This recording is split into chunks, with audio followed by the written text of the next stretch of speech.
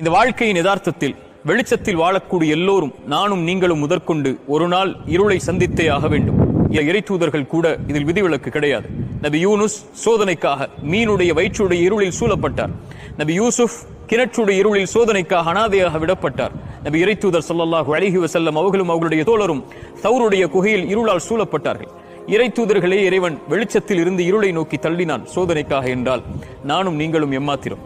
இந்த இறை தூதர்களையும் இதுபோல் இந்த உலக வாழ்வில் இருளை சந்தித்தவர்களையும் அதிலிருந்து வெளியே கொண்டு வந்தவன் யார் தெரியுமா? குர்ஆன் சொல்லுகிறது, அல்லாஹு வலியுல்லதீன ஆமனு. ஈமான் கொண்டவர்களுக்கு, இறைவனை சார்ந்தவர்களுக்கு இறைவன் தான் நெருக்கமான தோழன்.